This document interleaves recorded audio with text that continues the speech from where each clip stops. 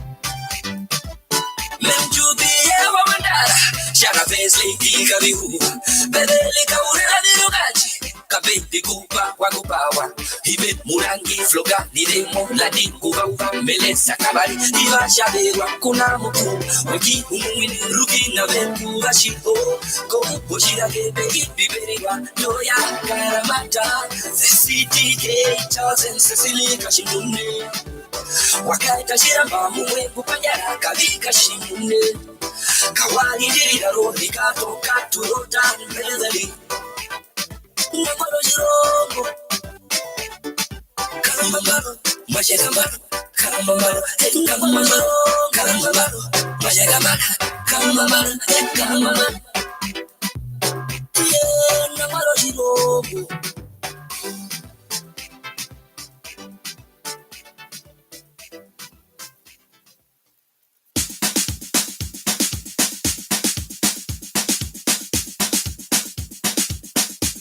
Hiding Manzaro, I know hiding Manzaro.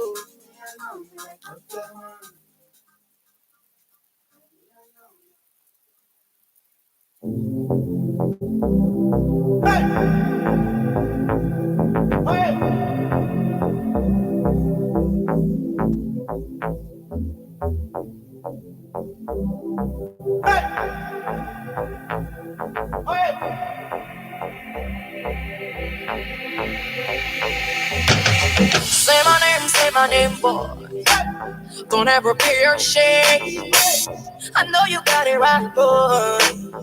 Tell me what's your game. When I go up, you come down. When I go rock, you go all the way around. When I go up, you come down. When I go rock, you go all the way around.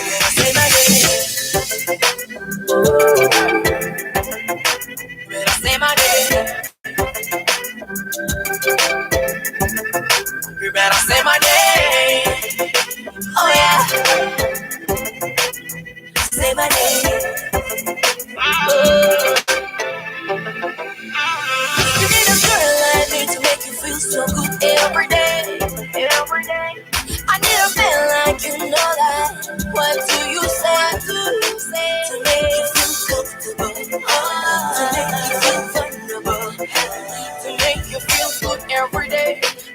every day, good every day.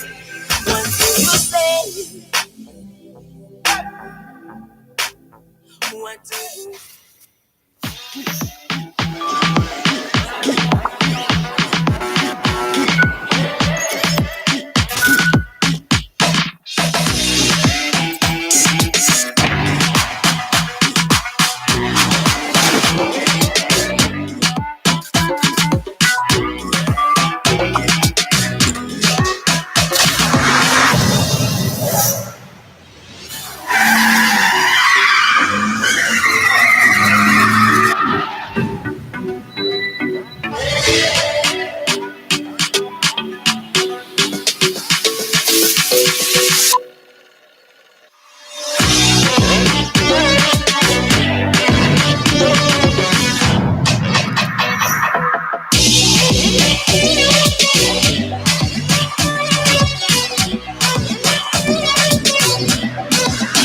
4G LTE, now available on prepaid. MTC, make the connection. Like you know that. What do you say? To make you feel comfortable, to make you feel vulnerable, to make you feel good every day, good every day, good every day. 'Cause when I go up, you come down. When I go round, you go all the way around. When I go up, you come down. When I go round, you go all the way around. Ooh.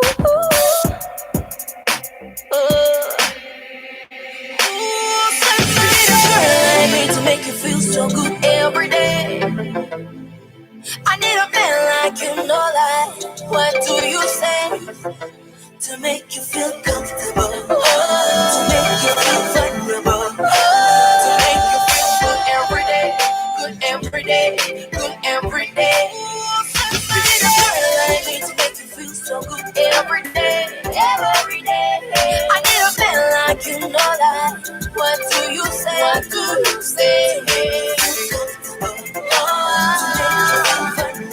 to make you feel good every day, good every day, good every day. What do you say? Oh, what do you say? Oh, you better say my name.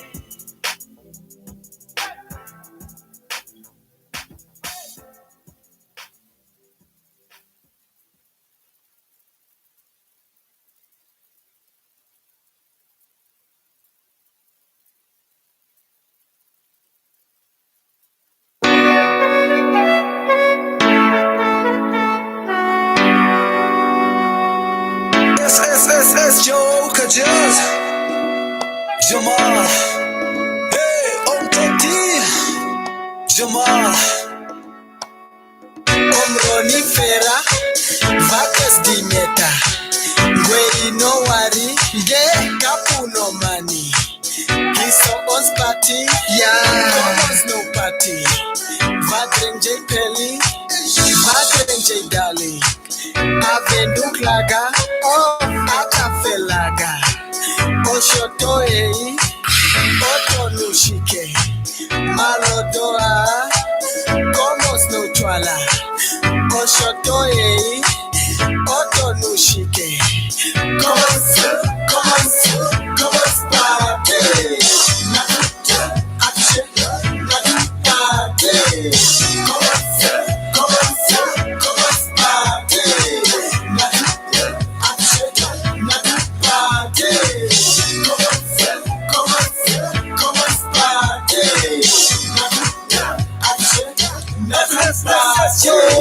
Ngele la peni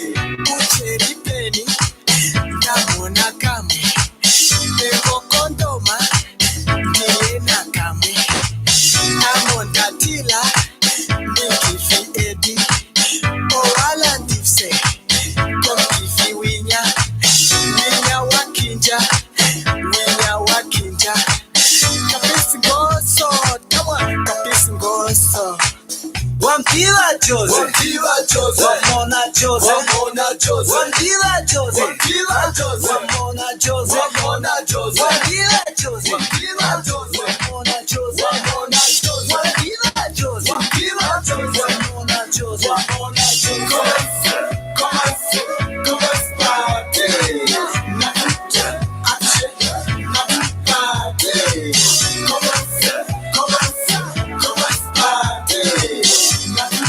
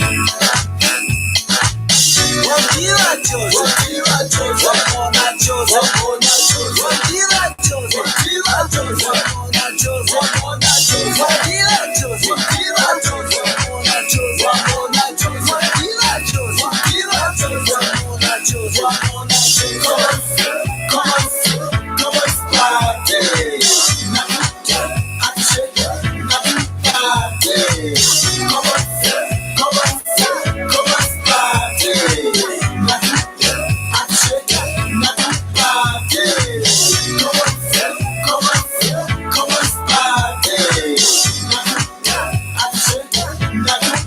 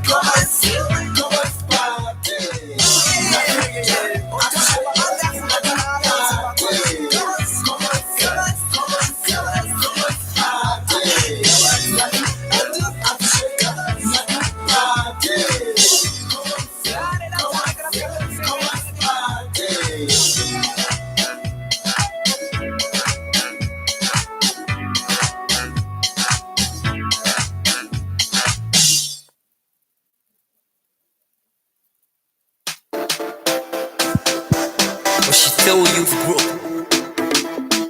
I like what you do. Keep it up. Let's keep one family. What's up? Together, no Biggie Man.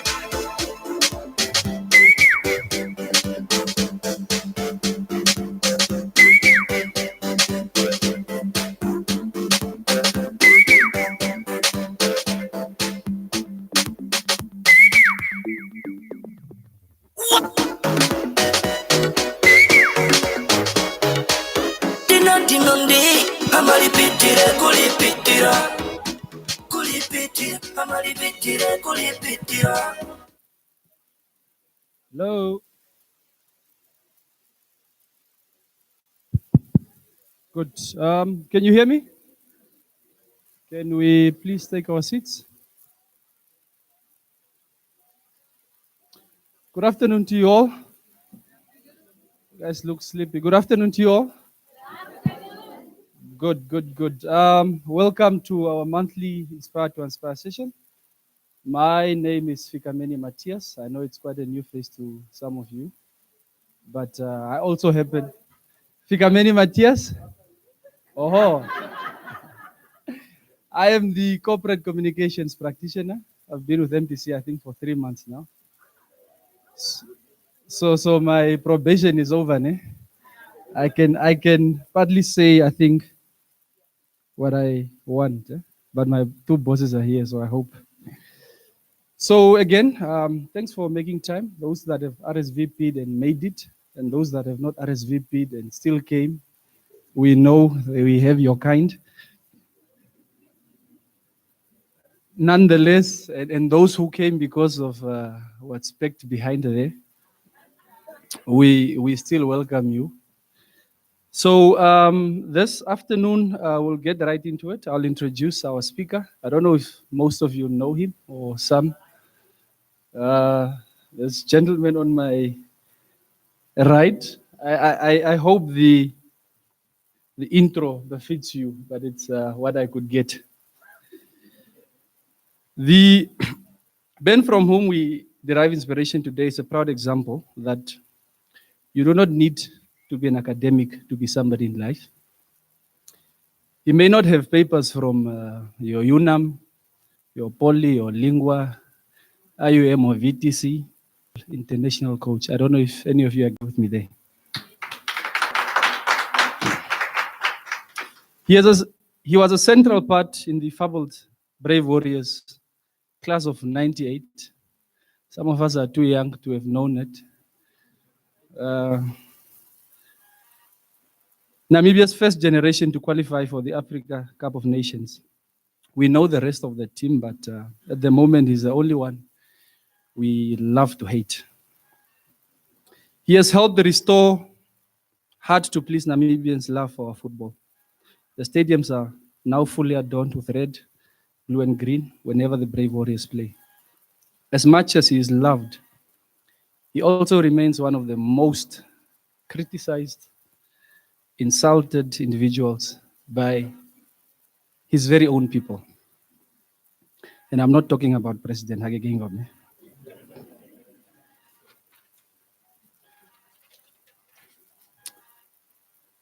And here I was thinking, no one needed to be as dark as I am to have a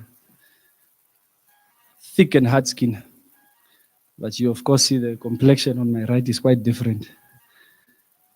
This man has won us the COSAFA Cup in 2015 and played section the same competition the following year, before leading the Brave Warriors to an unlikely 2018 African Nations Championship quarterfinals finish.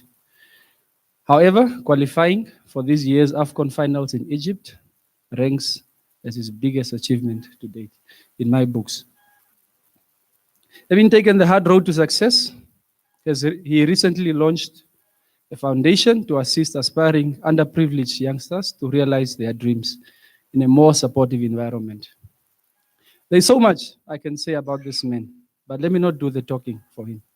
He will do that for himself. So, ladies and gentlemen, please help me give a rousing welcome to, I hope you don't hit me after this. Please help me welcome the Italian colored, our PlayStation coach, Comasdal's finest, Ricardo, Baxi, Manetti, to the podium as he shares his remarkable journey with us.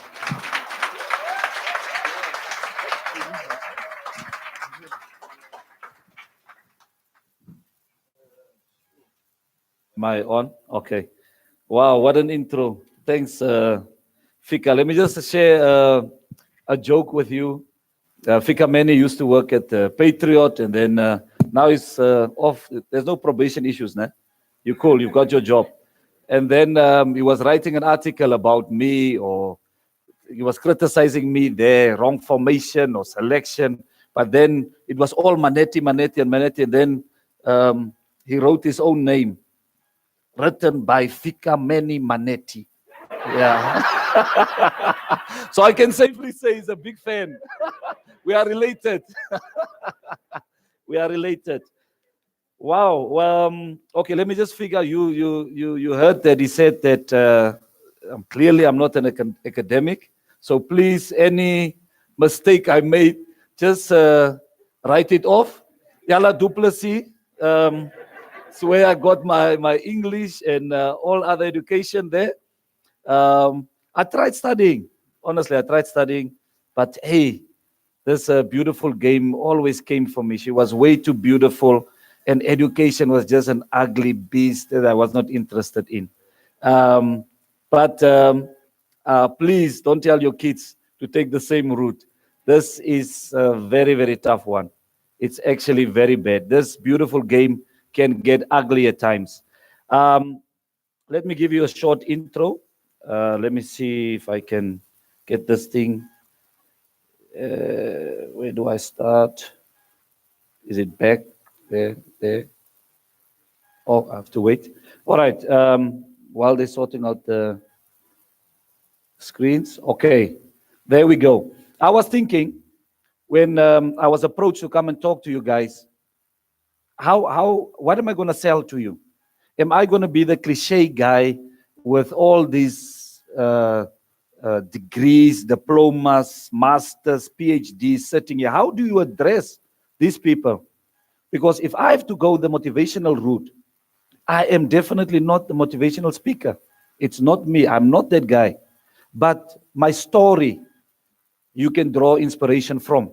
So I will go through my journey, where I started. Here and there, I'll crack a joke.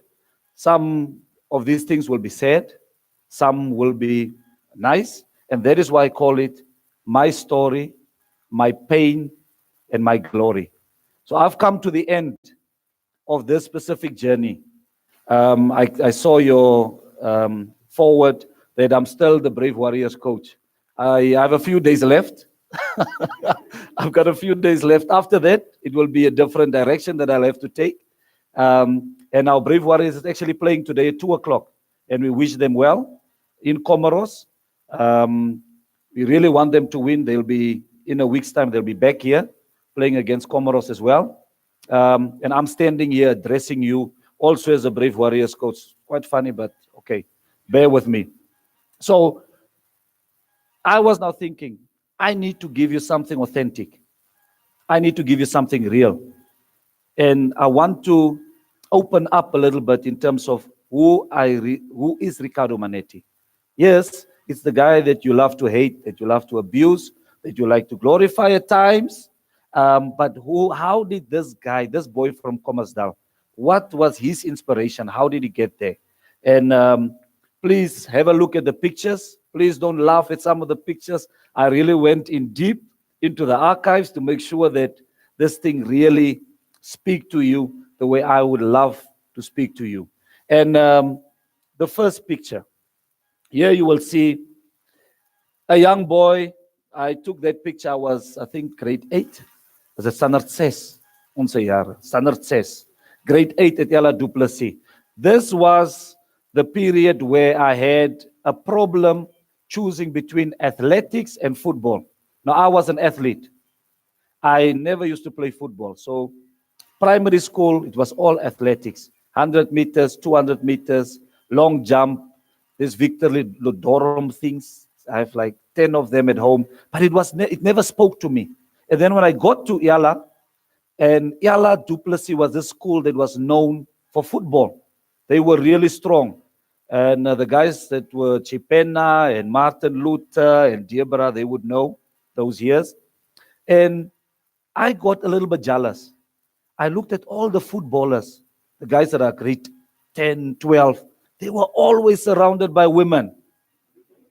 Sorry, my wife is here. But it's the truth. So girls actually got me to tick and lean towards this beautiful game. Which is called football. And all my idols, the guys I looked up to, they played football. And I was just like, no, man, athletics is just not that cool. So I started playing football. And this is now my first trophy that I won at Yala as a football player. That specific year, I think it was 1988, during that, at Yala Du Plessis. I also matriculated, thank God, I made it, got a matric certificate. Doesn't mean much at the moment, because there's degrees and things here around me, especially on my right, things and so on. And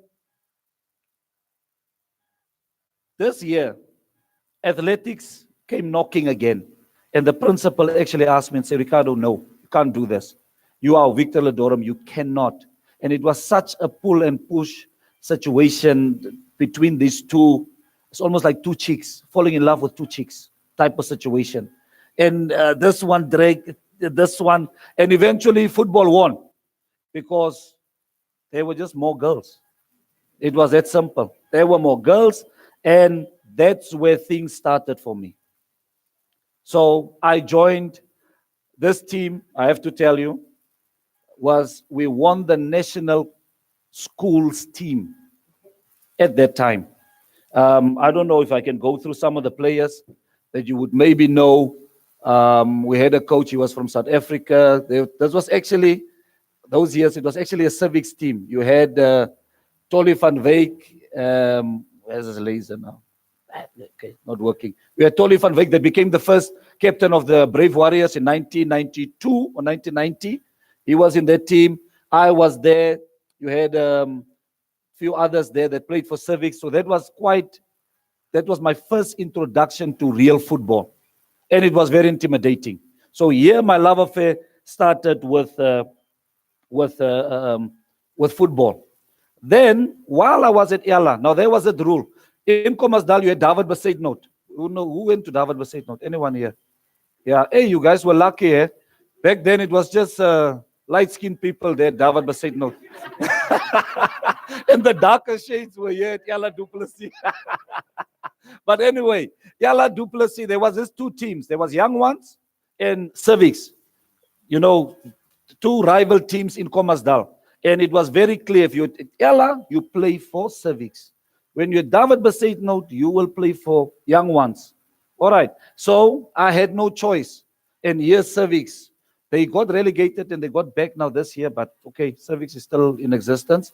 And here am I next to the goalkeeper there on the right as a 16-year-old boy, and I joined Civics against my wishes. I'm from Bethlehem, the area in Commersdal I'm from, there where Yala is around. I was forced into this team, but still have mad love for them. Really, really liked my period there. And they used to call me Barbecue because I was always the youngest. So these guys, when they want to piss me off, they would always say Barbecue, and then I would get upset because I'm a married man now. Can't call me that anymore. And here now the awards started coming. You can still see their civics. There's my father, my late father on the left. My late sister on the right, the three in the middle, they still survived, they made it. Here was now the time when I realized, Baxi, you can take this thing serious. Here you can start with serious football. You take this football thing very, very seriously. And the next year, I was with a certain guy, I don't know if you know him, Frank Fredericks. Yeah, he was the senior sportsman of the year at that time in the country. This was the national, and I was a junior sportsman. So here I realized, I even took my father's tie. You can see it's a little bit long. I did not have a tie, took it, some ugly haircut, but yeah, that was the 90s, oversized pants. And here I realized, Manetti, you can do something from football, right? Here I'm the under-20 captain. We went to play in Swaziland at that time. You can see there some Lolo there with the hair. Lolo always had hair issues. You can see there. Lolo is there. You had Philip Garisep this side. We used to play the late Sylvanus Jambari at the back. You had Harold Akwenya here on my left, on your right. So that was... now things started happening. But please, people, you should know that when you talk about the beautiful game, there's an ugly side to it. Now here things were taking off. I was like, I got this under control. Now there's my first coach for the national team, Mr. Rustan Mohane. Renowned them, you'll see him on TV, giving his comments and advice to the Namibian nation.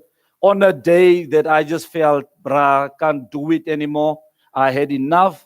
And as you can see from that picture, he just told me, you just have to continue. There's no stop in this. You will have to continue. And I'm glad for that advice. Here the disaster started. Here now things got bad. This is 1992. I will go through this team a little bit. On the left, you have Shepard Murape. He was our coach. You had Chicken from Wolfish Bay, Eli Fashivute, Geros, Urikop the bomber, Donkey Majid left back. Tolly van Wyk, remember you saw him in the other picture. He was the captain there. Opa Pasipanga, you had Mike Peterson, yes, Kosi Springbok. Ofrede, the goalkeeper. A young 16-year-old boy there. Namakala, don't know what he was. Next to him, Orlando Harasep. And then on the far left, Brian Isaac, someone that I idolized all these years. And I really wanted to be Brian all my life because this guy was so disciplined in the location. You know, when you grow up, all of us grew up in bad neighborhoods.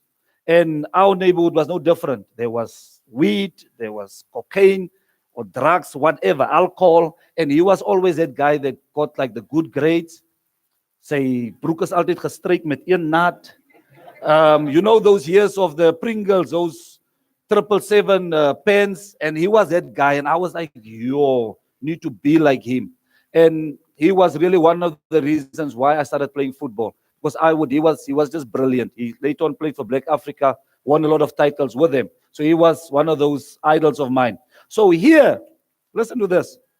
The coach came to me the night before, and he said, Manetti, you're going to start against Zambia. I'm telling you, sorry for the camera, I wet myself. 16 years old. This Zambia team, Zambia has always been a football nation. Zambia, that team was the team that eventually died in the air crash, that plane crash they had in off the coast of Gabon or Equatorial Guinea. I think you've heard about that. Now that team was the best Zambian team ever, up to today. There was no better. And we had to play them the next day. And then the coach came to me and told me, you are going to play. I did not sleep that evening. The next day, I was booed off the field. This is now the sad part of football. This is where it started getting interesting. I was booed off the field. Every time I touched the ball, it was a wrong touch.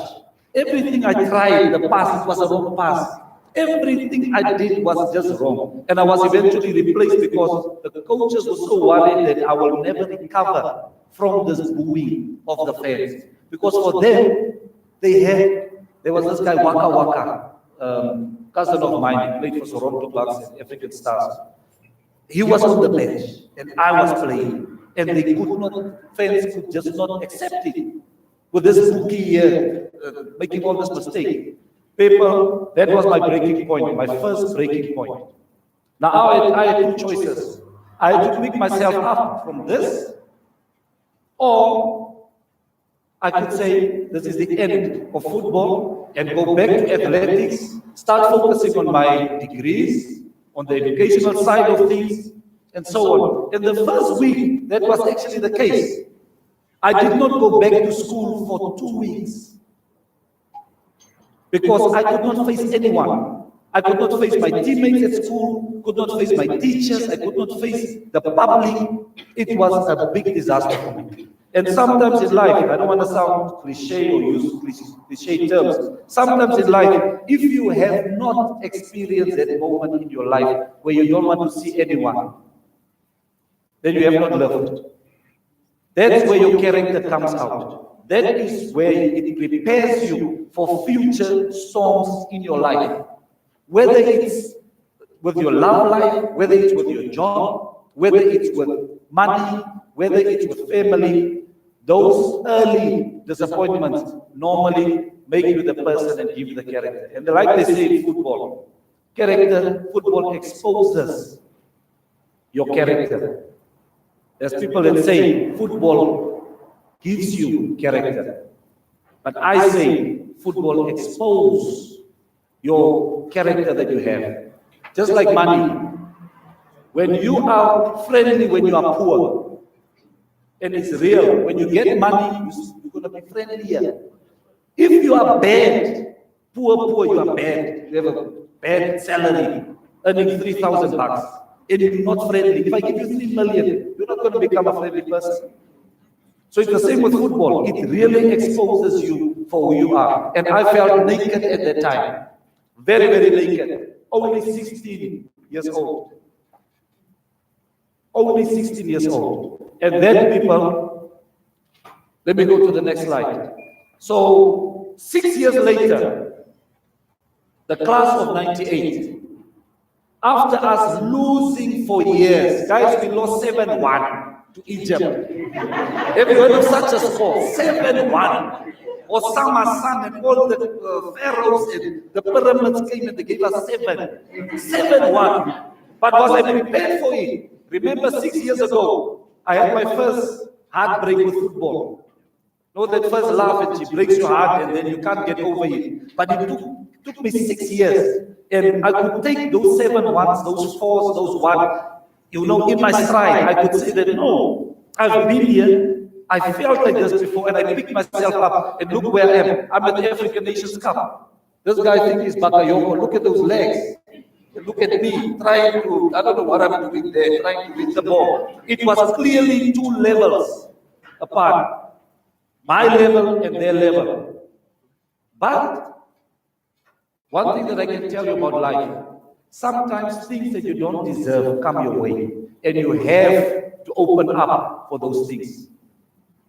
If you're a spiritual person, if you're a Christian person, they will say, God bless you even if you don't deserve it. But you must accept it. And I've accepted that challenge. And I knew I was it was just at another level. I did not deserve to be there. But God had a bigger plan. And God had other plans. So that was my experience. There you see the Peck Stadium there. Once again, my favorite player there on the left with his hair. Lolo Gorasep with Paige Ananias. Congo Injo, the laziest player I've ever played with in my life. He's my friend. But he's lazy. Congo, the coach would say, can you stretch? And then normally you do this and stretch your quads. Congo could not even do that. He would like just do this. If you say touch your toes, Congo would touch here and stretch. But what a talent. The best passer of the ball that I've played with and against. There was Orlando Arasep. He's got a very successful tourism company at the moment. Next to him, Berlin, Okamep. And then my cousin, number 9, Ruben Bushai van Rey, one of the top goal scorers at that time. And there I was not knowing what's going to happen next. Are we going to get 7? Are we going to get 4? But we are there with our red and green high-tech outfit. And very, very important one. Let me tell you what football can do. Now, I always have this battle to make sure that I am a good ambassador of football. Because most of the times, when you look at a football player, people have this notion, like football, it's a hobby, it's a thing just there. But in West Africa or in the rest of Africa, football is life. Now, let me tell you this story. 20, 30 years ago in West Africa, when the father gets home from work and he sees the kid playing in the street, football or whatever with his friends, he would beat that kid, go back and go do your homework. This football thing, there's nothing in it, man. Be an academic, go to school, go do your homework. 20 years later, the father comes home, the kid is sitting with the books. He beat the kid. Hey, what book story is this? Go play in the street. There's money in football. Now, this gentleman there with the striped shirt is the current president of Liberia, George Opong Weah. All right. Now, I was starstruck. John, believe me, I was starstruck. We met in Cameroon and we had to play that game. We played against Liberia. It was the first game after the Civil War. They had a long stretch civil war in Liberia, and we had to play against Liberia to end that, or to mark the end of that war. So they decided, no, you can play Liberia, things are safe. We met Opong at the airport, 10 bodyguards. He played for AC Milan at that time, just won World Footballer of the Year. And in the plane, all of us sat in the economy class. And George Weah sat alone with his bodyguards in the business class. And the guy was so cool. And he said, no, to the bodyguards, you sit here. I want to sit with Namibia. I want to gel with them, chat with them, have some jokes and stuff. And when we arrived, people, you will not believe. This is the runway. What is the runway? Academics, help me. So we are with George Weah, and the people, we could not land because there were 20 or 30,000 people next to where we're supposed to land, next to the runway. So the wings of the plane was going to hit all of those people. So when we came down, they realized, oh my goodness, we had to immediately take off again. They were just waiting for George Weah. 30,000 people. And then I realized, wow. And wait for the best one. We landed, and the coach came to me. And he said, you're going to mark George Weah tomorrow. I said, another one, Zenga. Another one. What is this guy? What is football was he doing to me? I'm 1.7. This guy is 1.8, 1.9. He's big. He's the world footballer of the year. And I had to mark him. So that game, luckily we won. He did not play. And that was a picture before. He decided not to play. I think he said, maybe a small country. Why must I play here? Please, come on, I'm a world footballer. But I'll take a picture with you. And that was the picture. So, yeah. Look at me. If you can see where I am. Next to Kaskas Ambula. The legs are not working. They're number 10. This is those 7 ones. 7-1 there. Here it was 4-0, first half.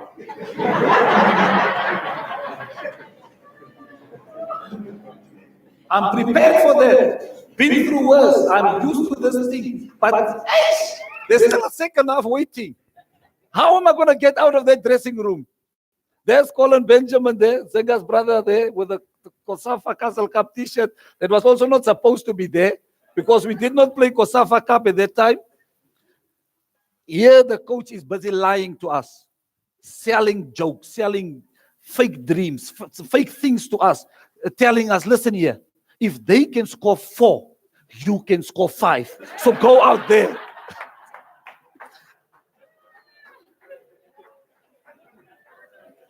So I'm standing there, I'm listening to these lies, and I'm thinking, bruh, really? So that's just one of those very interesting moments. We go to the next slide. Yo, look at those eyes. Look at those eyes. Dangerous. I just got signed at Santos. Santos scouts came here. They watched a game between us and Cameroon. They were so impressed with me. The next day they signed me and I'm going to Cape Town. And this is one of those pictures where I'm like, yeah, I'm ready to take on South Africa. This is a new dawn for me. I've been through the 7-1s, been through the 4s and the what. I'm going to make that mark for myself and for Namibian footballers that will follow. Kaizer Chiefs, the Silver Fox also played, I think, for Chiefs. But after independence, we were the first bunch that actually made it to South Africa. Myself, Ronnie Canalelo, and then Mohamed Osep and Robert Nausep came the following year or the same year. I can't remember properly. But here, my club football, now I'm into professional. Now let me tell you, my late father. So here on a Sunday, I signed that contract. I went home, excited. Now, normally Sundays is like a sacred day in the Manetti's house. You can get married, you can get divorced, whatever. You can date 3 girls, all those people must come Sunday. We want to know them, who they are. So Sunday is like those D days where like when you were drinking the whole week, and then Sunday you must come and sit there, and then why did you drink? And why did you sneak out? And you did not do that. It's one of those days. So Sunday, excited, I've got good news to share with this topic of mine that does not respect football. I'm going to show him a few things, and I will tell him and I'll show him my contract. And I got my contract, and I'm sitting there, and I'm showing my topic. I said, Topi, got news for you. Topi said, what is it? I said, it's a contract. Going to Cape Town. Professional football. Professional football. The Topi said, I'm so happy for you. But I've got one question. while will you get a job in Cape Town? Because for him, playing football was never a serious thing. This topic was like playing football is a hobby and you're getting paid, but it's not a job. Will you get a job or will you study? My mood just fell there and I said, no, leave this thing. Anyway, I'm going to do this on my own. I don't need your support and I will push through. So my father was very hard to please. He wanted me to be a doctor, an engineer, like all of us. If you have kids, you would want them. This football thing was just not happening. And I had to believe in a dream that was not believable at that time. I wanted to make it big like George Weah. I wanted to make it big like all the other superstars. But it was just not happening. Here I have a support system that does not believe in my dream, that does not support my dream. So I said, no, you guys stay in Namibia. In my car, I'm driving down to Cape Town. So there I go to Cape Town and play for Santos and everything is okay. The first year we were fighting relegation. Yo, that was a nightmare. And the second year, things got better. Eventually, this team here, this was also, I'm very lucky and fortunate. And guys, all the players around me, they were always better than me. So I always, and this is serious, I never look at myself and say, you are the best in this team. I mean, I had big admiration for Andre Arendse. He just came from England, one of the best goalkeepers I've played with. Next to him, Musa Otieno, Kenyan captain. And then the two Mauritians on the two sides, the big guys. The one was Sebastian Bucks and John Marketeer, very good striker. Here we had Tyron Arendse next to me. You had Idris Burton, the captain. Then we had Dangasa Scott on the wing. Champion team. We won the league that year with 3 or 4 games to go. And we won 2 major cups with this specific team. They had some injury. I don't know why they put some ugly big things there. And here, with Gordon Egerson, we won the PSL trophy for the first time in the history of Santos and the first Namibian that have won a trophy in South Africa, a league trophy, independent Namibia, not Southwest Africa. So a very proud moment for me. Made some good friends. Okay, my boss was not so good at that time, but anyway, the guy there at the back, I used to live at his house and he used to think I'm his son and he can do whatever he wants with me. There was even 1 or 2 years where I didn't even have a contract. He said he doesn't have to give his son a contract, so you must just play for free. I'll see how it goes. And I had to go back to my father and say, this time I played there, but I don't have a contract. Imagine that. So here comes this ugly football again. Just look at my hair. Look at me. I look broke. Fika manager said it. Oversized shirt. I don't know what I was doing. So I decided to join Bushbucks. Because I had a fight with my father, that guy I told you, the Santos guy. The fight to want my money and what, and there I'm gone. And I'm at Bushbucks. For the relegation, it was a nightmare. And eventually the team became bankrupt. We did not get paid. And they owed me at that time about 200, 300,000 in signing on fees that I did not get. And I had to put my tail between my legs and go back to Cape Town. There's just one of the action pictures. Go back to Cape Town and go and think, what is my next move? Eventually things got so bad. Here at Bushbucks, it got so bad. Went back to Cape Town, broke. The team that owes you money is bankrupt. Father and mother is waiting for contributions from their son there in Cape Town. Send money home. The money is not coming. I felt less of a man. I felt broken. I felt useless in Cape Town, and I refused to come home. By the time I came home, it was, what word am I going to use? It was like I was already on the floor. So I was forced to come home and restart and regroup. Now, my journey, people, there's a lot of, and this is part of the pain. Every now and then, as an MTC employee, as a husband, as a wife, as a businessman, business partner, investor, whatever you are, you will have to restart. You will have to reset your life. You have to start that button and say, I must start all over again. And here, this mighty Manetti that everyone knows does not have a cent. The bank came for their cars. They took their cars back. So my girlfriend at that time that's sitting here is asking, who are these people? I said, no, I think they just come to check maybe for the service of the car. The bank took their cars. I've got no car. And now we're running, we're buying time. We're living in a townhouse at Century City, for those of you that normally go to Cape Town. Posh flat, yeah, top, eh? And the knocks on the door came. When are you paying? 2 months in arrears. 3 months in arrears. We will give you just another week. And eventually, I had to give in. I thought there was a fighting chance for me, and I had to give in and I had to come back. So when I came back, I decided, no, let me have a testimonial where us football people normally say goodbye to the game. And this is the current president, Dr. Hage Keenkop, my late father there, my daughter, myself, and I said goodbye to football. Now, people, to tell you, you can look at that pic. Life after football is the most dangerous and the most humiliating and period of an ex-footballer's life. We get this money. Let me put it to you into perspective. You have a job, you have pension, you have medical aid, you get your 10,000 a month. Let's use that. As a footballer, I get 30,000 a month.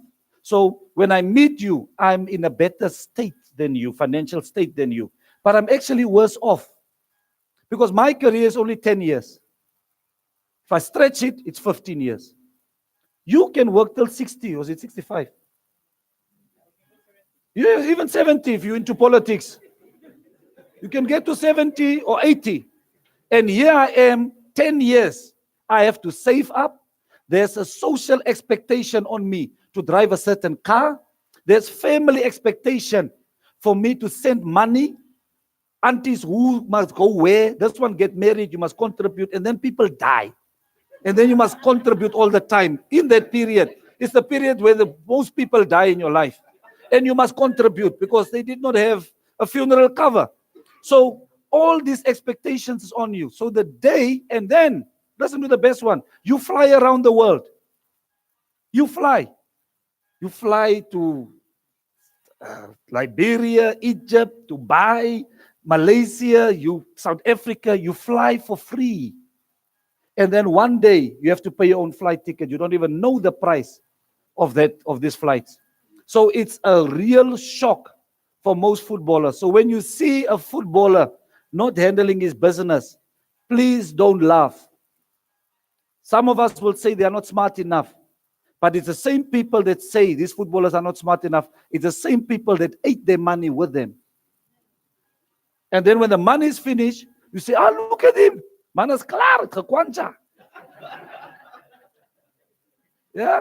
So have respect for those guys. And the guys that are still making it, even life after football, thank God. But it is one of the toughest things, and I went through it. And I will tell you, you need character, you need favor, you need serious connections in order for you to make it and to keep your head above water. It's not an easy one. So I went through it, and then I say, I can be like Fikameni. I can write on social media how weak the NFA is, how they don't do things the right way. They are unorganized. Football needs to be in better hands. Football needs this, and these guys are just messing up things. I could be that guy, but I said, no, let me be the other guy. Let me start a football academy. And this was my academy that I started. And this was my first coaching experience with this academy. And I started after that, I was roped in to be the under 20 coach. Here we won the first trophy, Metropolitan Trophy in South Africa with the under 20 team, the Bale Cup, sponsored by Metropolitan. We won that tournament. And then I realized, okay, now things, the beautiful game, starting to look beautiful again. After that, oh, you guys remember a coach called Roger Palmgreen? He coached us for 2 weeks or 3 weeks or something. Now listen very carefully. With all respect, was my friend. Roger, you're still my friend wherever you are. So Roger came and Roger said, I'm going to make this boy my assistant coach. Right? And I was roped in. And one day, he asked me to join him at Avani, then Kalahari Sands, for a drink. I said, wow, coach, let's go. Sat there, and the guy looked at me straight in the face after he had like 2 glasses of red wine. And he looked at me, John, and he said, why do you want to take my job? I said, coach, no, I'm not that guy. I'm not the backstabber. He said, no, because the players you've given me, they are not up to standard. There must be other Namibians in Germany, in Brazil, in the US, Canada, England. There must be. Let's go check. I've heard a lot of them went there. Let's go check. There must be. And I said, no, this is it. So this guy realized and he said, no, this guy is setting me up. 2 days after that, he got a stroke. He survived. He survived. He got a stroke, was rushed to hospital, and the doctor came out and the doctor asked, who's with this man? He said, it's me. He said, what job is he doing? I said, coach. He said, he must stop. Tell him to stop. There's no way. This man must stop. He can't continue like this. His condition is not good. And then we went to Malawi with this guy. He's a young man. His condition was not good. And then after Malawi, the man disappeared. I haven't seen Roger since that Malawi match. That's 2013. 2 days later, Tim, we are playing Stephen Keshi's Nigeria Super Eagles that has just won the African Nations Cup in January. We are playing them now here in May. And the coach ran away. And here I am again. Like a sitting duck, this young coach, this young boy was 38 years old there. In coaches' terms, it's like you are not even born as a coach. Because most coaches are over 50, 60 when they coach, especially the national teams. And President Muñoz at that time called me. And he said, Coach, I said, President. He said, you are going to coach the team on Tuesday. I said, yes, President. With a vibration in my, yes, President. And when I put down the phone, I said, wow, what did I just agree to? This is not Lesotho we're playing, or Swaziland, or Botswana. This is Nigeria. Oh, we may tell them they are coming. They are coming. And I know nothing about this game. This coaching thing. How am I going to do it? And luckily, God was so good. We drew that match 1-1. And again, things started looking up. Wow, beautiful game. You're still beautiful. Let's do this. And eventually, things, when I expected it to go worse, he said, nah, you've had enough trials and tribulations. 2015, 2 years after that, we won the COSAFA Cup for the first time. There was even a traffic jam in Beersheba when we won it. A traffic jam in Okakarara when we won it. So people were really over the moon. And the next year we won the plate of the same competition, COSAFA plate. And then comes Muna Katupose. I think you will remember that name for a very long time. And Muna Katupose is not the guy, the one facing you. Scored 2 goals for us against the very same Comoros we will play today to get us to CHAN for the very first time. In a period when there was no league. The league has stopped. MTC decided not to give the money, so the league stopped. During that period, I don't know, but the guys responsible, they are not here. So they are inside, and the league stopped. And they made my life hell because I had to coach these boys, fed them, and make sure that we qualify. Because you fans, the moment Manetti doesn't win, what you gonna write? Fire him. So luckily there we qualified. Thank you, yeah. Luckily there we qualified for Chan with Muna Katupose. Just taking you through those moments. And here comes the Hurricane Cup. Now there was the story here because we're at MTC. I have to share a little bit, but the guy is also not here. That guy that I'm going to talk about. So year after year, MTC sponsors the Hurricane Cup. And then there's one time that after losing for the second time in a row, Sundowns came and they beat us, talk, and then they come again, and then they beat Stars, and then they beat Tigers. And then I'm sitting there and I'm saying, man, and here comes that guy. He's not here. Sat next to me, said, what do you think of this thing? I said, my friend, the only way we're going to win this cup is if you bring the Brave Warriors into this thing. Hey, I was very cocky. Also after that, I did not realize what I was saying. So he said, really? I said, yes, if you make it the national team thing, I think it's going to be better. And I was not wrong. And the guy was also not wrong. And he made the decision that we play the national team in the Hage Cup, and we won the national team that year. The second year, we won it again. The first one, we won against Zimbabwe. Am I right? The guy. and the second one, we won. We won against Ghana. And here is my soldier. I'm taking you now. Football is like that. I'll take you up and down through a roller coaster ride. And here's the soldier, Ronnie Canalelo. And when I appointed him as my assistant, everyone said, no, that guy, the pangas, and shoot, that guy's too aggressive. And I told myself and said, no, if I want to go, and this is something that if you had a pen, but just make a note, mental note. If you want to go, and I will tell you the significance behind me getting Ronnie Canalelo. If you want to go to Chumep from here, will you take someone that has never traveled to Chumep on your journey?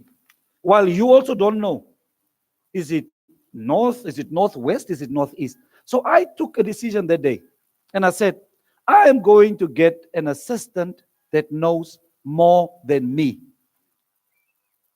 Note this down. Do not be intimidated if you are in a managerial position to appoint someone that's smarter than you, knows more than you, has more experience than you. I know all of us are scared to make that move. I was not scared. I told myself, if there's anyone that will intimidate me, it will be Ronnie. Look at his size. The bugger is big.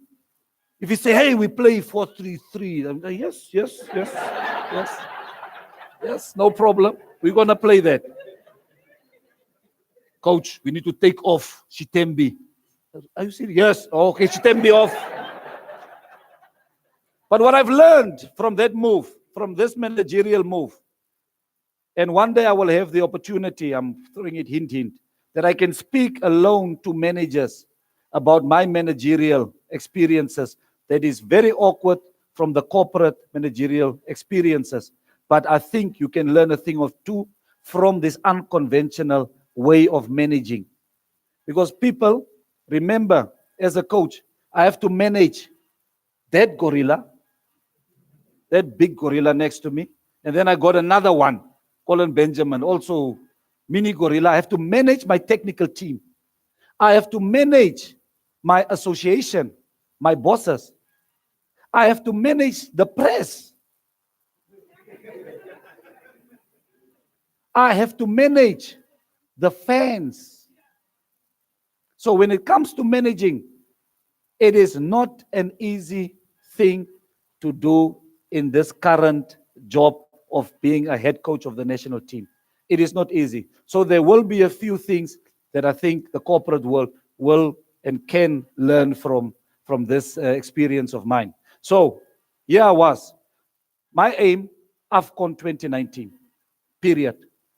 Took this man, gave him certain job descriptions so that we don't overlap and I don't get bullied. And if you say make his stem duck, I say net hella. Yeah, there. And that guy, and I think for me it's an unsung hero. People always, when they look at him, they have already, Ronnie's like this or Ronnie's like that. He played a big role in us being successful these past 4 or 5 years because of his knowledge that he has in football. And I said, okay, I'm going into the jungle of Africa. That I don't know what's going to pop up, a snake or a lion or a cheetah or whatever. I need to take a gorilla with me that has been there to the jungle. So I took Ronnie. And for your managerial career, make sure that you are not the only wise one, that you are not the only one that is Mr. Know-it-all, and you know the direction, and you want to push people this way. There are always people that know more than you. And don't be scared of hiring them. Don't be scared to bring them into your stable.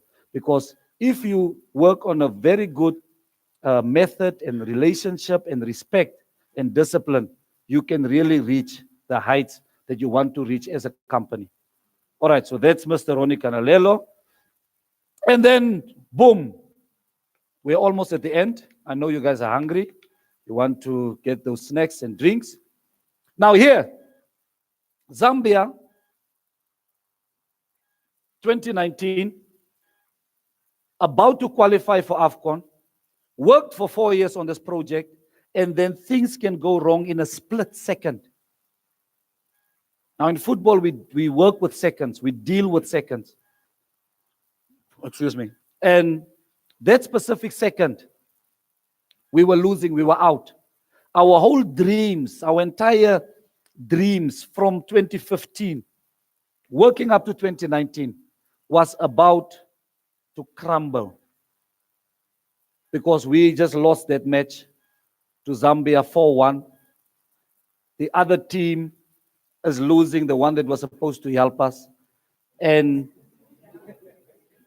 the call just didn't come. But I can stand here today in front of you, and I'm no pastor, and I am no holier than thou, and I am no frequent churchgoer. But I can tell you, there will come that second in your life, that moment in your life, when it's only you and your maker.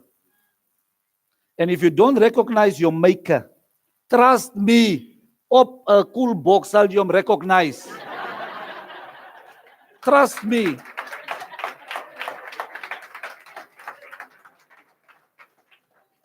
And I had to consult my maker and say, brah, I know what you've done for me since I've started in 1990 from those first pictures. I know you've carried me through all my trials and tribulations. You took me to Cape Town. I won a league. I won cups. I came back. Yes, I had my hardships. You picked me up every time. But those pickups was nothing, God. Those ones were small. Have you ever prayed like that? Everything you've done for me was small, God. There's one here. I'm about to die. You must come. And if you can't, and don't send your angels. Don't come with the story that you are too busy stopping a war in Ethiopia or in Liberia. That war is nothing, Lord. You must come yourself. And that was one of those prayers where I said, God, you better come. Don't send Gabriel, what is our name? Angel Gabriel or whoever. I want the real God, the God. And also, while I'm talking to God, don't send Jesus, the Son. He will make maybe funny things. But you, my Lord, I know you're going to come through. And that was, my people, one of those moments. And I will guarantee you, I can stand here and tell you, I'm no pastor. But when that moment comes in your life, there's only one channel that you need to use, and that is that channel to your Maker. Whether you call him God, whether you call him Allah, whether you call him Jehovah Jireh, whatever word you call him, that moment or that specific moment, that second, you will need an intervention from the Lord. And I can stand here telling you that there was this one girl that made a comment on Facebook and said, God's marketing team has just gone so creative. It was so deep to me to say that even if people don't recognize in football or in life, God was just sitting back and say, you guys, if we had to win that game, you were going to say, Manetti did it. Then you're going to say, that coach, but God hammered me. 4-1. 1, 2, 3, 4. I'm checking God. What is this? And God is quiet. God just said, no. Not by your power, but by mine. And so I said, okay, he's whipping me. Okay, let me consult and ask him to also whip that Mozambique team there in Bissau. And that moment, the call came through. And yes, what a relief. Even my hair turned whiter, it's like snow. Fika was there around. I did not recognize him, but he was there. And that moment, it came through. That breakthrough was there, and it was so sweet. And I just want to stand here, and I told you I'm not going to be cliche. I want to keep it my story, my pain, my glory. And I'm standing here today with a lot of things that has happened to me, a lot of ups, a lot of down, maybe sometimes more down than up. But the past 4 years has just been magical to me, has been magical to you. When last did you, every year, if you count from 2015, when last did you celebrate every year about your Brave Warriors team? 2015, the traffic jam in Beersheba. 2016, traffic jam in Okakarara. 2017, without the leak that someone did not, but it was not his fault. 2017, for the record, it was not his fault. He's safe. Chan. And then 2018, reaching the quarterfinals of Chan, never been done before. And then 2019, qualifying for AFCON. And I can still tell you that I'm not the best coach that this country has ever produced. I am just fortunate. I was just fortunate.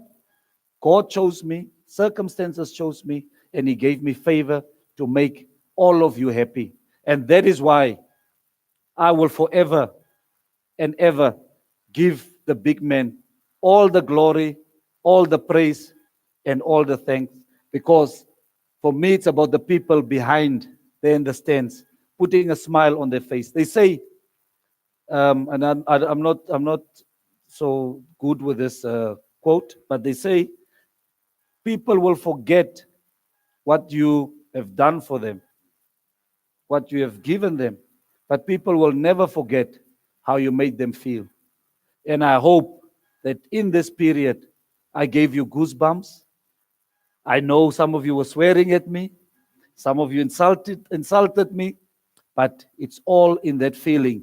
And that, my people, is the end of this. Thanks so much for listening. And I hope I'll be back one day to speak to that guy about other things in this. Thanks for listening.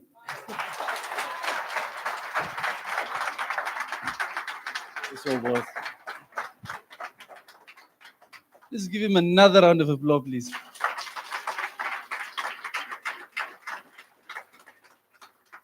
Just by a show of hands, who's from Komasdal here? I'm seeing 5 hands. Now you know what they say about people from Komasdal in terms of storytelling. And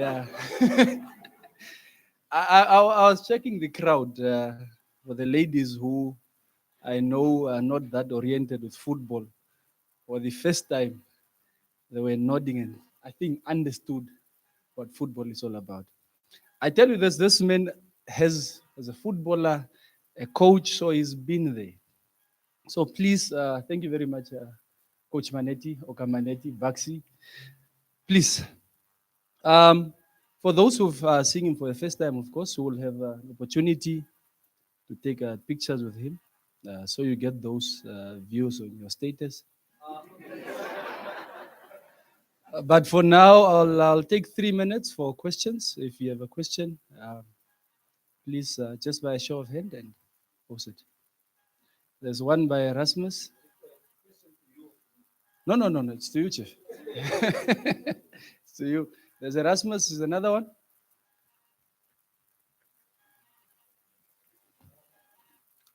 It's only one. That's good.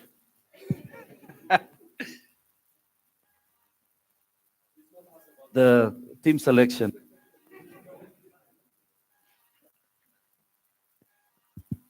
It's on, Razi.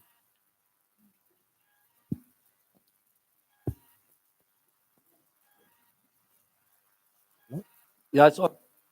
I can hear you.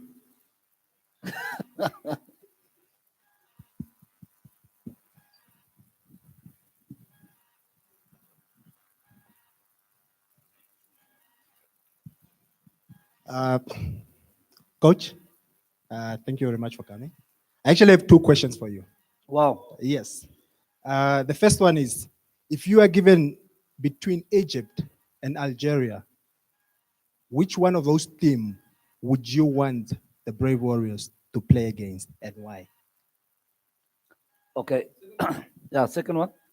The second one, what is your opinion of football in Namibia in terms of performance, management, and leadership? Yo, hey, this guy's got his ducks in a row. There, you are a football guy. I can tell. All right, let me explain to you. For those of you that watched, you say, who would we want to play against? Yeah. Or play like or No. against? If you had to choose between Egypt and Algeria, Yeah. which one would you choose to play against? Historically, I would never want to play against Egypt. They gave us seven once.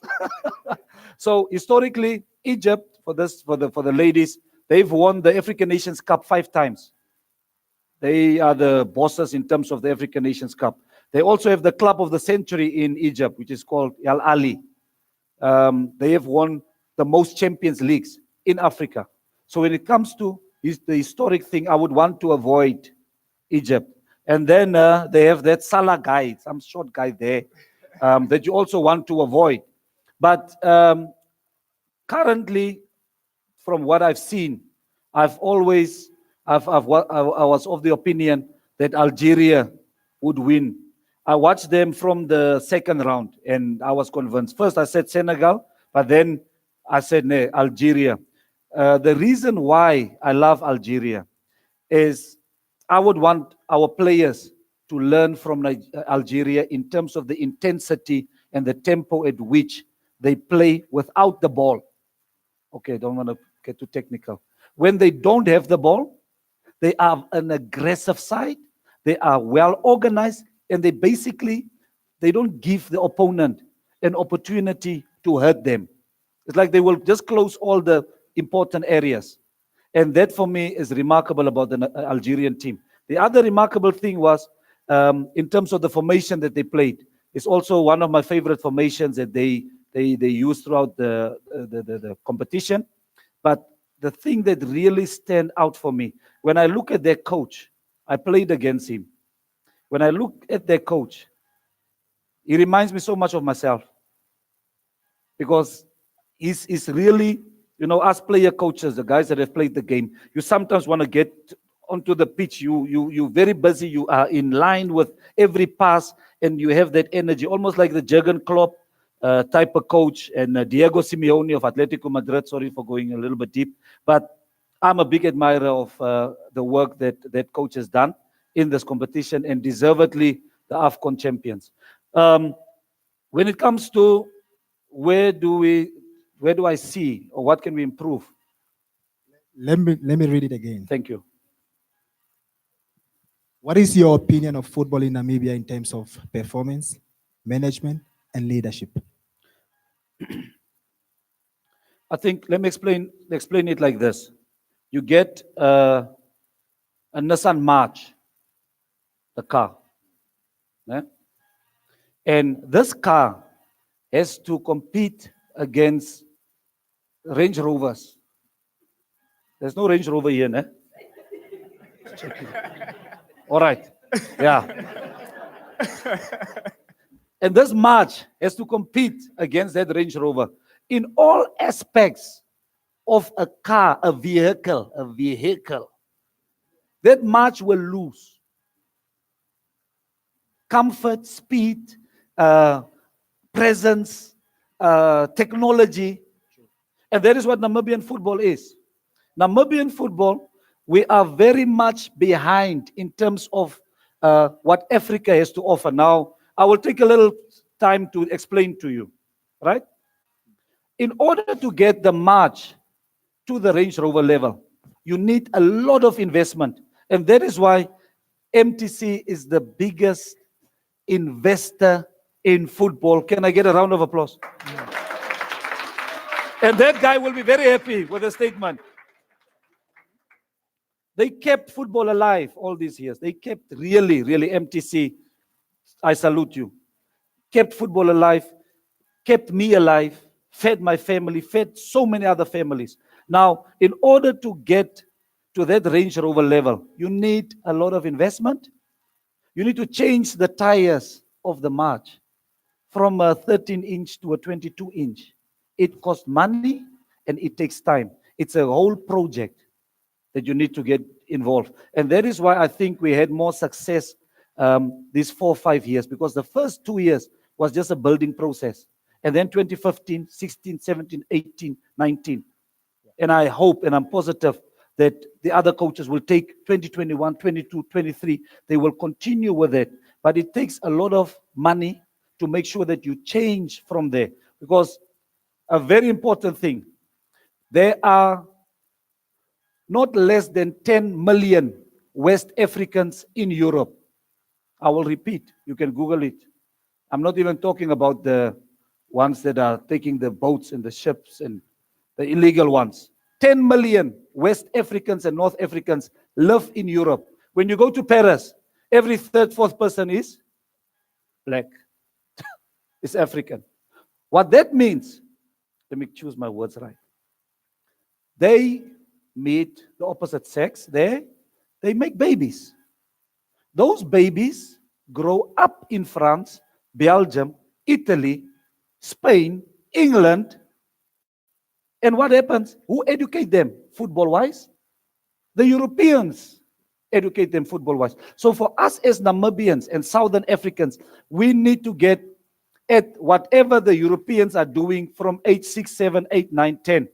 We must copy that and do it the same way they do it, because the end result is the following. Let me make an example of the Ayu brothers of Ghana. Those two sexy guys, the brothers, Jordan and, what is the other one, ladies? Okay. Those two guys, Ghanaian. The father is Ghanaian, Abedi Pele. They were born in France, got their football education there. As far as I'm concerned, they are not in football Africans. They are African because they are black.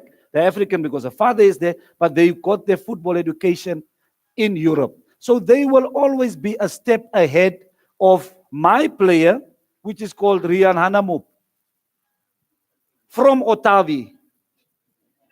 You get my point? So Rian Hanamup, I'm telling you, if Rian Hanamup was born in Europe, he would have been a multi-millionaire, playing at Chelsea or playing at Bayern Munich or playing for Real Madrid. That's how good Rian is. But there was an injustice in terms of the things that we don't do as Namibia. My bro, I hope you're still with me.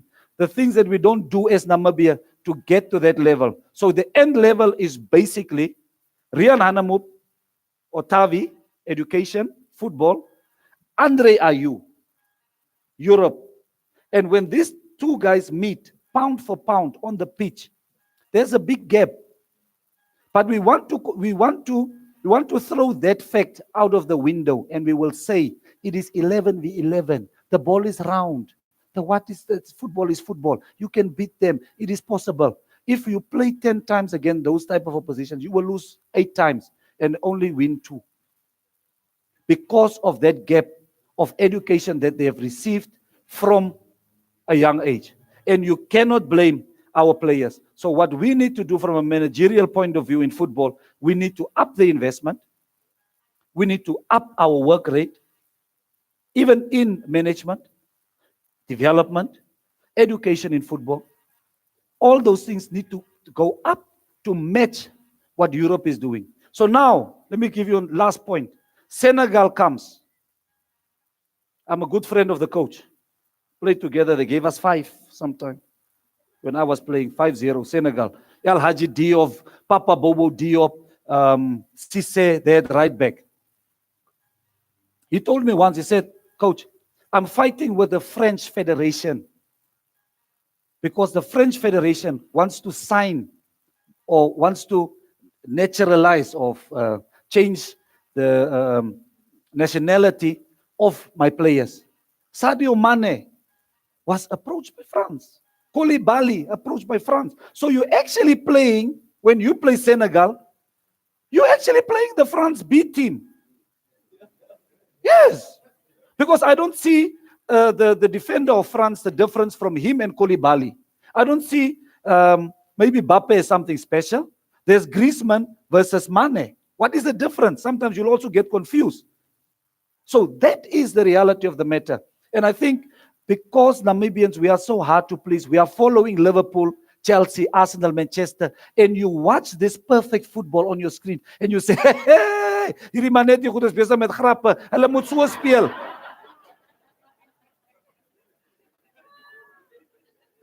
Hulle moet so speel. My vrou, ek sê jou, coach is weak, ek sê jou man, kyk net David maak Jurgen Klopp goed. The football education is not the same. So here comes Manetti, en Manetti ek moet vir Carrara optel. Ek moet vir Bersiba optel. Ek moet vir Otavi optel. Ek moet vir Ngwediva optel. And I must make them believe that they are as good as Mane. Sometimes I lie. But that is my job. And then when you watch your beloved Brave Warriors play, you can, if I give you a pen and paper, you can write everything that is wrong. You can write on that paper. Because the others had a head start and we are trying to catch up. So when we go to African Nations Cup, let me talk a little bit frank here. The last game I was not happy. We dominated Ivory Coast the first 30-40 minutes. I think, am I right or wrong? For those that watch. And then things collapsed second half. I'm still right, ne? Yes. Now let me explain to you the collapse. It is like, I knew half time that it's going to get worse.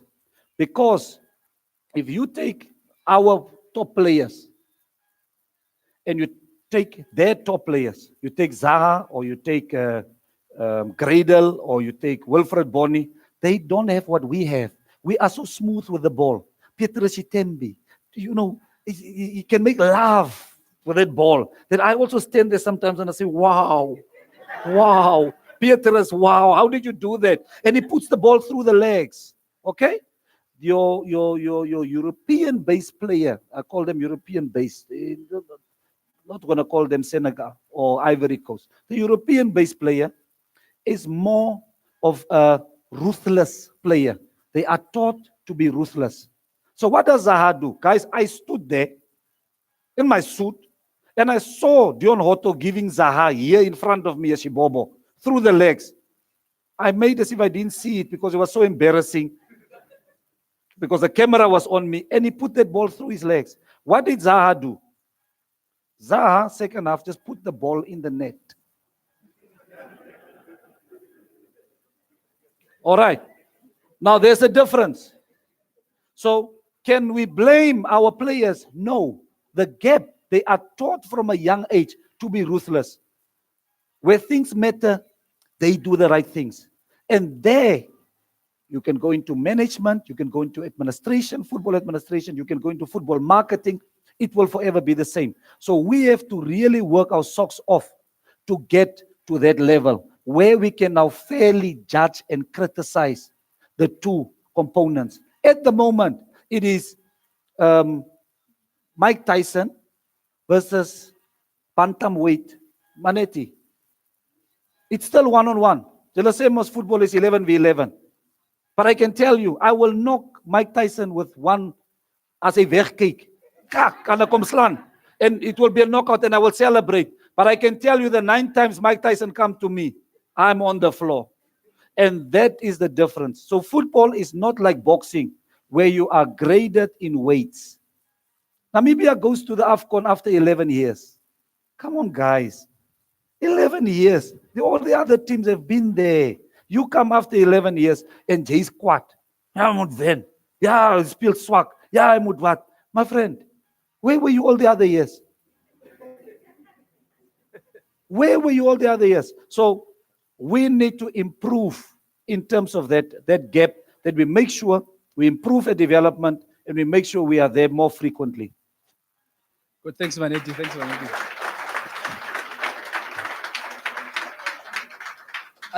I don't see any more questions, I suppose. There's one, John. Okay, but while John finalizes that call, there's a question people are not asking here, Manetti. Yes. Now, technically, seeing that you'll be unemployed next week, Yeah. this is ferry. This is so fairy. Where to from here? I think the first one that must happen, MTC must pay me for the speech today. It will help me. It will help me a lot with my unemployment to pay some bills. But look, it's very difficult for me to answer that on a serious note, as I'm still contracted, and contract issues are always sensitive. But one of two things can happen. The one can happen where the normalization committee requests me to stay on for whatever reason they find fit. The other reason would be where Manetti himself say, I've had enough. So those are the two possibilities at the moment that I can share with you. And I don't know which way it's going to go at the moment. Good. John? Yes, 98.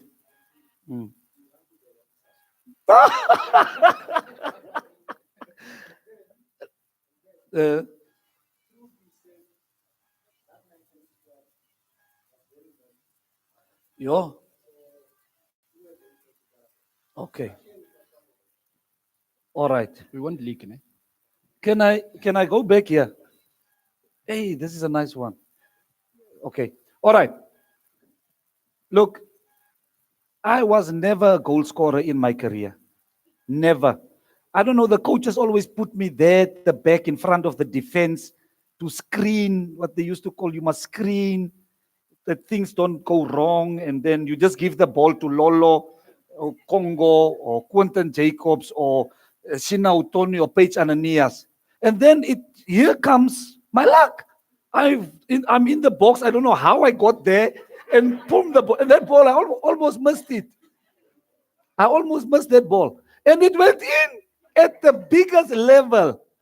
My friend, I can't remember that I was running, standing here. But all I know is that's where the Manetti was born. Because I think when I'm in my element and things just black out, I start running. So let me go to, I hope I can get that squad to answer you properly. Maybe ideas will come to, there will be personal stuff that I can't share with some guys. Now, let me first start with this guy. That man was a naughty man. Mr. Rustan Mukhane, my elder, my father, my football father, was a naughty man. This one time, and Fikameni, don't cut me short now. We playing a match, and here the coach gets up and he screams, Manetti! Manetti! And I'm thinking, players get agitated when you call them. Like I'm focusing on my job and the coach is calling me and he's calling me, and then the coach went and I looked. He said,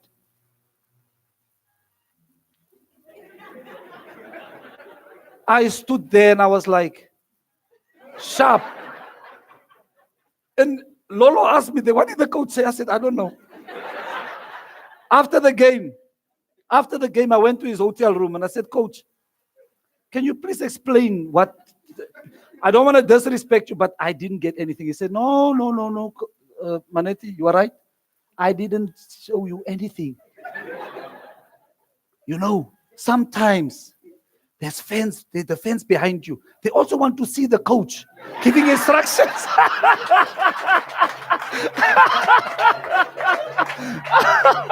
So don't forget, we are entertainers.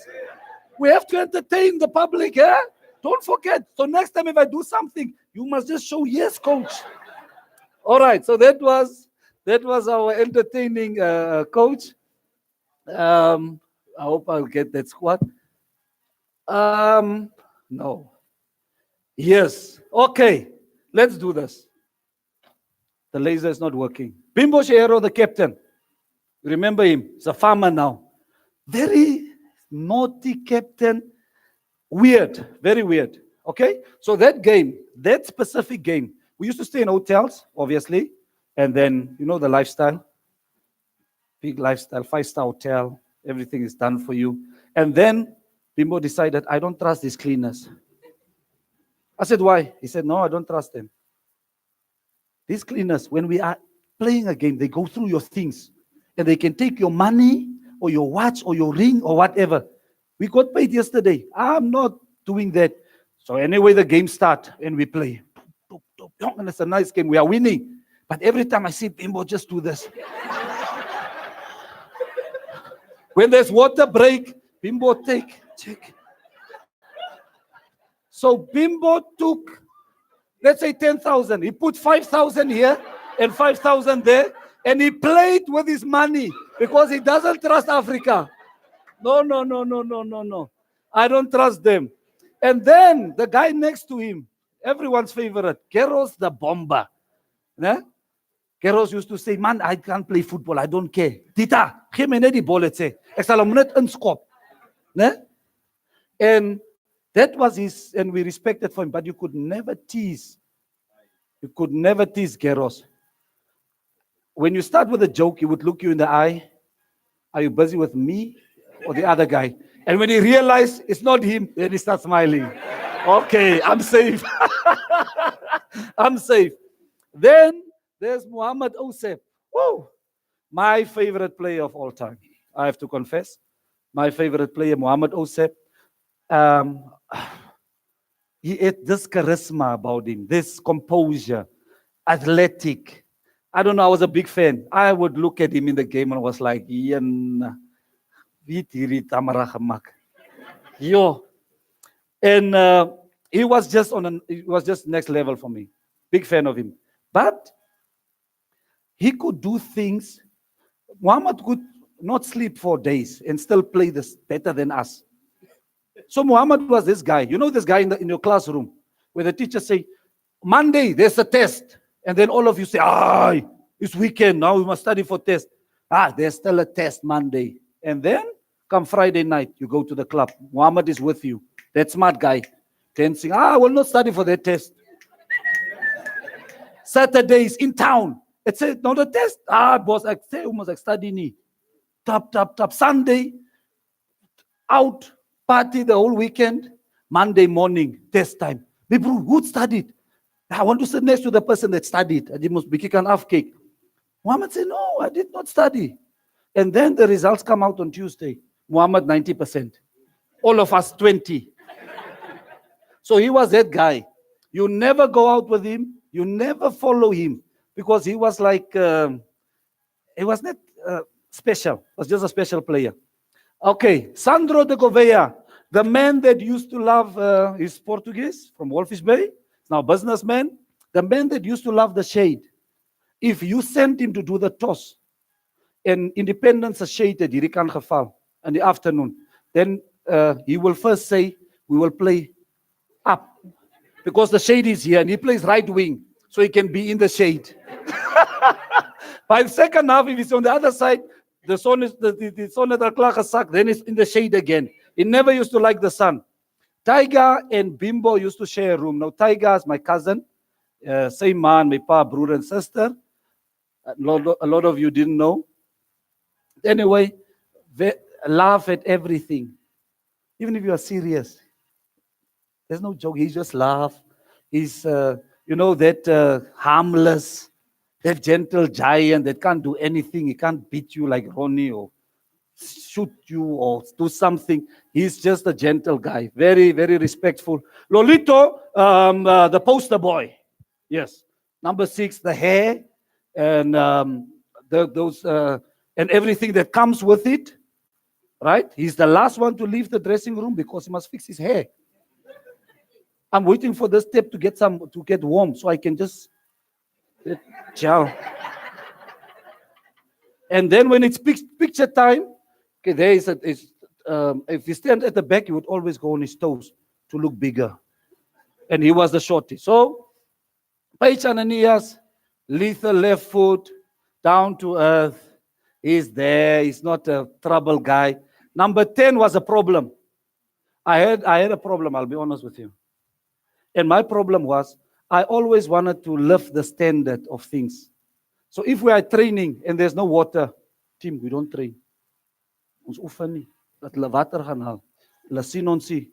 If you get to a hotel and the hotel is not up to standard, ons gaan nie in nie. Colin, julle, wag, dis ja, angst. Julle gaan nie in nie. Ons moet 'n ander hotel kry.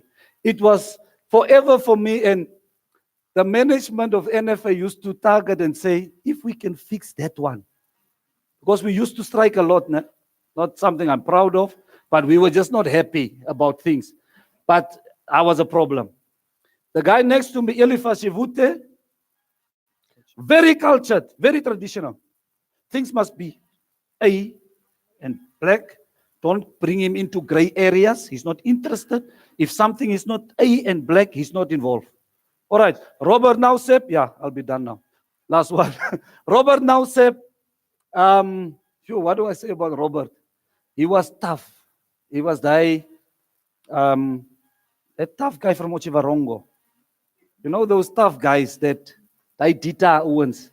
They wat sal vir jou tackle en vir jou nog in die oë kyk. Gesê dit's ek wat getackle het.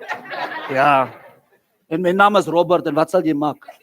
Yeah, that's Robert Nausep for you. So that was really a bunch of crazy guys, but we all had our individual characteristics and our own personalities, and it was such a pleasure. The last one, Dax Anjamba, Vambo Lukasi Shandumbala. Dax, ons speel die game. Julle kan hom ook aan sê, ek het so gesê. 15 minutes into the game. Liberia is coming. Cross after cross, and Dax make us safe, and it make us safe, and it's bad, and it's busy. 15 minutes into the game, Dax found a ball, and he asked Bimbo next to him, how much time is left?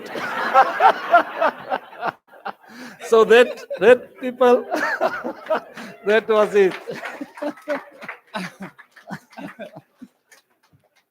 All right. I think for time, I understand we've been here for We're hungry, man. minutes. People are hungry. There's Yeah. food behind. So once again, thank you very much, Coach Manetti, for making time. A true storyteller from Komasdal. And I hope this session was inspiring as it should be.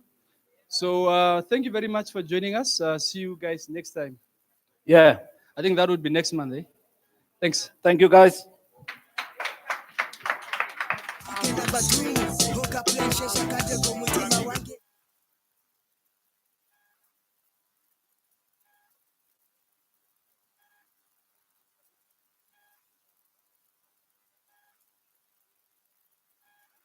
I can tell Capina Valio Belema, Odila de lo Kelema, Yogunagala, what you want, what you want to do, you told them to do, but they were all done. Nine did not go to you.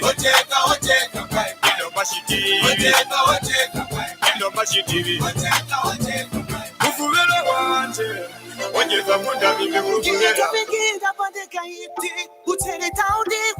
tundishi.